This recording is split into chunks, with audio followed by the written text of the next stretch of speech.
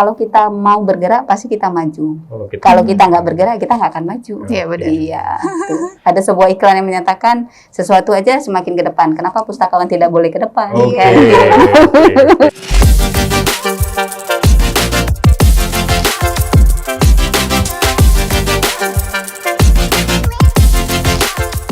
Assalamualaikum warahmatullahi wabarakatuh. Selamat pagi teman-teman sobat pustakawan Bank Indonesia dan juga sobat rupiah di seluruh Indonesia. Nih, balik lagi nih, perkenalkan nama saya Argi Muhammad Seto, biasa dipanggil Kak Argi, dalam acara podcast pustakawan. Dengan tema hari ini itu namanya pandemi.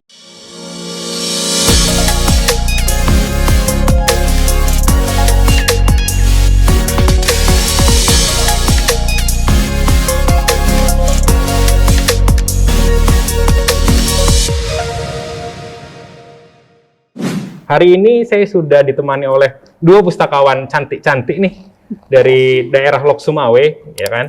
Di sini, dan nanti kita akan ngobrol-ngobrol nih tentang perpustakaan, tentang literasi dan juga segala macamnya. Nah, tapi sebelum kita lanjut lagi, Tech Podcast hari ini itu sudah sesuai dengan protokol kesehatan. Kita menggunakan masker, kita menggunakan face shield, gitu kan? Dan juga kami sudah di rapid antigen dan juga divaksinasi sebelumnya. Ya. Selanjutnya nih, kita lanjut aja ngobrol-ngobrol dengan kakak-kakak berdua yang cantik ini gitu kan. Oke, dari ada Kak Erna sama Kak Yuni nih, ya kan. Kak Yuni boleh diceritakan nih profil singkatnya Kak Yuni nih, silahkan. Iya, saya Sarifah Yuni, pustakawan dari Bank Indonesia Lok Sumawe. Saya menjadi pustakawan dari 2008 sampai dengan sekarang. Nah, walaupun saya bukan background-nya perpustakaan, namun instansi menugaskan saya untuk mengelola perpustakaan yang ada di Bank Indonesia Lok Sumawe. Nah, saya berusaha untuk menjadi pustakawan yang dapat dihandalkan oleh instansi seperti itu. Oke, berarti Kak Yuni ini dari perpustakaan BI Lok Sumawe nih, perpustakaan khusus. Gitu. Selanjutnya ada Kak Erna nih.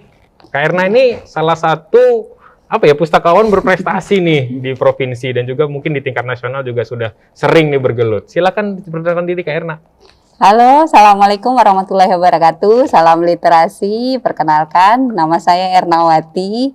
Saya sudah bekerja di dunia perpustakaan sekolah itu hampir 15 tahun dan alhamdulillah pada ini tahun 2021 saya sudah dua instansi ya. Untuk di Lok Sumawe sendiri saya sudah bekerja hampir 10 tahun gitu. Jadi sudah makan asam garamnya dan kebetulan memang background pendidikan saya S1 dan S2 ilmu perpustakaan. Sudah S1 dan sudah S2 perpustakaan bahkan ya. Sudah sangat magister banget ini ya.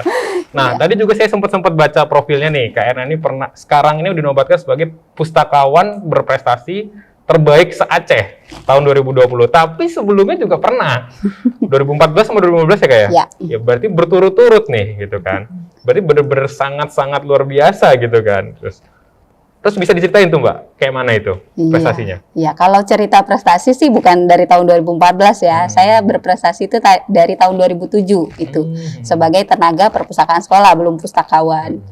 Nah, kalau dibilang kok bisa berprestasi ya mungkin yang pertama saya suka tantangan ya. Suka tantangan, kalau bahasa gaul sekarang tuh kepo. Jadi kalau misalnya ada perlombaan yang eventnya pustakawan, saya ngikut duluan. Masalah menang kalah itu urusan belakang. Yang penting pengalaman yang saya cari. Nah, memang ada kata istilah usaha tidak mengkhianati hasilnya gitu ya. Proses yang saya jalani. Lika-liku bisa jadi berprestasi ya. Dari modal sendiri tanpa dukungan hingga sampai sekarang.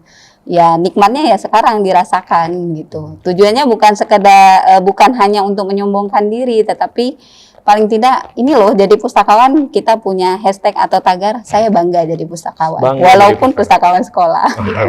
Oke, tadi Kak Erna sudah 10 tahun lebih nih ya kan. Hampir. Kak Yuni kita nggak tahu nih berapa lama Kak sudah jadi pustakawan dan kenapa sih alasannya jadi seorang pustakawan? Iya, saya mulai masuk ke Bank Indonesia itu tahun 2008. Nah, dari 2008 sampai dengan sekarang sekitar 13-an tahun kayaknya ya, mengelola terus perpustakaan. Nah, perpustakaan itu memang perpustakaan Bank Indonesia itu kategori perpustakaan khusus ya, beda memang dengan perpustakaan yang ada di instansi atau sekolah gitu. Perlakuannya juga khusus gitu seperti itu. Nah, awalnya memang perpustakaan Bank Indonesia itu diperuntukkan hanya untuk pegawai internal saja, namun perkembangan buku-buku juga sudah banyak, jadi dibukalah perpustakaan itu untuk umum seperti itu gitu.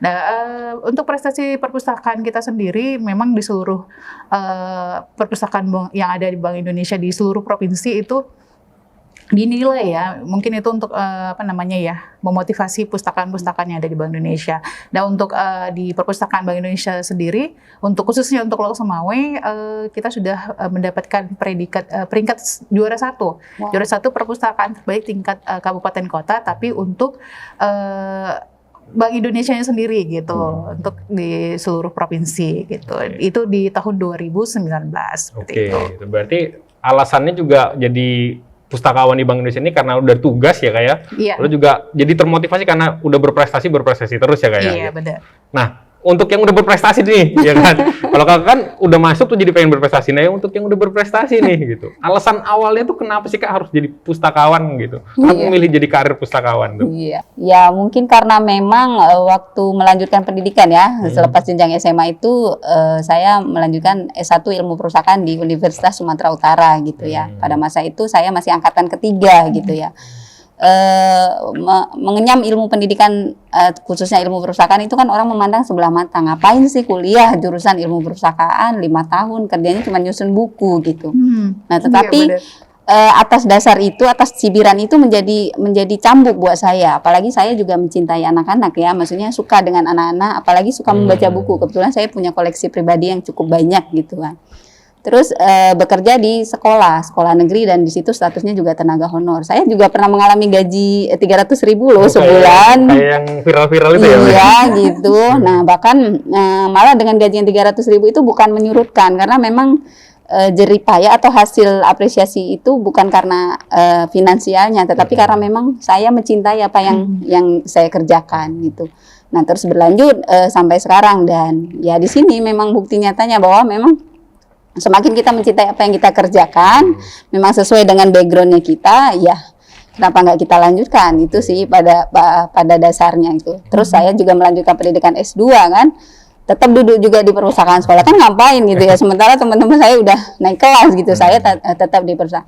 Ya itu karena atas dasar kecintaan saya terhadap dunia anak-anak, dunia buku, menempatkan saya di sini. Berarti berangkat dari kecintaan terhadap buku dan anak-anak gitu. Jadi pengen peduli terus ya kayak. Iya benar-benar. Gitu. Kalau lihat anak-anak baca buku tuh rasanya lebih nyaman gitu daripada lihat mereka pegang HP gitu ya. Apalagi zaman sekarang ya kan.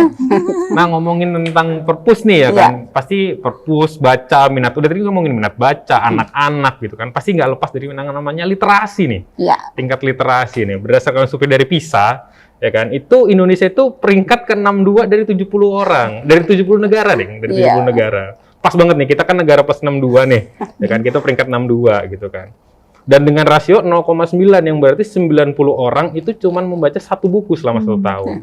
Itu kan udah sangat-sangat rendah tuh. Nah, gimana nih sebagai pendapat kakak-kakak pustakawan yang berprestasi ini nih, menyikapi apa ya fenomena ini gitu, hasil survei inilah gitu kan, walaupun kita nggak tahu nih hasil surveinya valid apa enggak gitu. Dari Kak Yuni gimana Kak? Iya, memang kalau kita lihat dari berdasarkan data ya, memang literasi ini sangat rendah. Mungkin kalau Mbak Erna pustakawan yang pustakaan terbaik yang terbaik ya, apa namanya fakta atau apa yang pernah langsung turun ke lapangan gitu yang melihat bagaimana sih tingkat literasinya gitu. Ya, gimana tuh Kak menurut Kakak? Dari ini apakah survei ini sebenarnya menggambarkan tingkat literasi kita sesungguhnya atau gimana tuh Kak? Ya kalau berbicara mengenai data ya, kalau udah berbicara data kan berarti memang sudah terbukti gitu ya. Tapi kalau kita terjun langsung ke lapangan, kita lihat kan, karena kan literasi ini kan skupnya luas ya, banyak karena memang literasi ini bukan hanya sekedar membaca, tapi menulis, digital, numerik gitu ya, matematika itu juga literasi, karena literasi ini adalah kemampuan kita mengasah segala informasi, segalanya lah gitu bisa kita kemas. Nah, cuman mungkin karena ini skupnya besar, makanya dikatakan datanya seperti itu. Tetapi kalau dilihat fakta di lapangan, ya ini berdasarkan fakta di lapangan. Kalau kita menyediakan fasilitas, misalnya dalam bentuk buku dan memberikannya kepada anak-anak ya, karena kan jangkauan literasi ini sebenarnya lebih ke anak-anak ya, karena kan ada pepatah membaca sejak dini gitu ya kan. Dan ayat yang pertama diturunkan juga Iqra, itu kan membaca gitu kan. Jadi kalau kita menyediakan fasilitas itu dan kita berbagi kepada masyarakat, khususnya anak-anak, itu minat bacanya tinggi. Hanya saja mungkin membacanya tidak mengeluarkan produk. Jadi kita memang kita membaca ini sebenarnya, tapi produk yang dari bacaan itu belum terlihat. Karena Makanya dikatakan penilaian tadi itu dari produk. Iya, dari produk. Karena memang UNESCO menyebutkan bahwa sebenarnya orang itu dikatakan dia sudah berliterasi, dia sudah menghasilkan produk. Produknya apa? Dalam bentuk buku karya gitu kan. Kan ada pernah dengar nggak istilah katanya tulislah namamu, tulislah idemu biar menjadi sebuah buku dan buku itu yang menjadi abadi untuk namamu. Kan itu ada kan. Soekarno juga pernah berkata, atau Muhammad Hatta kalau nggak salah, saya rela di penjara asalkan bersama dengan buku. Iya, benar, artinya kan produk kan, dikatakan itu produk. Kita orang Indonesia ini gemar membaca, cuman hanya saja hasil dari membaca itu yang belum kelihatan, makanya dikatakan rendah. Tapi kalau misalnya kita menerapkan budaya membaca menjadi budaya menulis, ada produknya, pasti persentase itu akan terus berkurang ya, berkurang artinya nggak jadi segitu, malah jadi lebih baik. Jadi sebenarnya tingkat literasinya mungkin rendah, karena penilaiannya tadi aspeknya banyak ternyata. Iya. Tapi minat bacanya itu sebenarnya tetap tinggi. Iya, Tetap benar. tinggi. Nah itu, ini saya sampaikan juga, kalau misalnya kita nggak berbicara Indonesia secara luas ya, kita berbicara khususnya di Lok Sumawe gitu. Apalagi kalau misalnya kita berbicara di Aceh gitu ya. Di Aceh itu berdiri beberapa TBM yang memang mengganti atau menjembati peserta anak-anak mereka untuk ini loh mengenalkan buku kepada anak-anak, ini loh minat baca itu TBM tinggi. itu apa, Kak? TBM itu apa? TBM itu Taman Bacaan Masyarakat. Itu jembatan loh, jembatan bisa dari BI bisa punya TBM, itu juga produk, salah satu produk. Karena memang kan kalau dikaitkan dengan masa pandemi sekarang memang kan dalam bentuk digital, dalam bentuk media kan. Tapi kita pernah nggak sih kita pergi ke daerah-daerah pelosok itu bawa buku dan kita lihat antusiasnya kan gitu kan. Itu kan ada muncul di situ. Cuman kan ya itu tadi menumbuhkannya itu dan sarananya itu yang belum tersedia secara maksimal.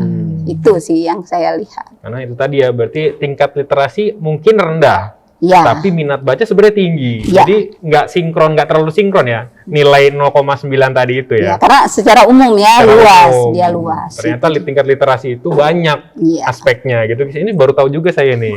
Karena saya bukan pustakawan gitu ya. Nah, nih sudah kan kita negara plus 62 ini kan sudah dinobatkan sebagai tingkat literasinya rendah, nomor 62 dari 70 ya kan. Berarti 10% terbawah gitu kan. Sangat-sangat rendah. Nah, terus sekarang Maret 2020 kita dihantam pandemi nih, gitu kan. Banyak sekolah tutup, banyak perpus tutup, ya kan. Udah tingkat literasinya rendah, ya kan. Walaupun minat bacanya tertinggi, tapi perpusnya tutup, gitu kan. Nah, gimana nih tanggapan dari kakak-kakak atau gimana nih perpustakaan dari pustakaan kakak aja dulu ya, gitu, menyikapi datangnya pandemi ini. Dari Kak Yuni gimana Kak Yuni? Semenjak pandemi memang untuk perpustakaan Bank Indonesia tidak melayani untuk kunjungan dari luar ya, tapi untuk internal masih bisa gitu. Namun saat ini kita sudah menyediakan, Bank Indonesia sudah menyediakan yang namanya digital library.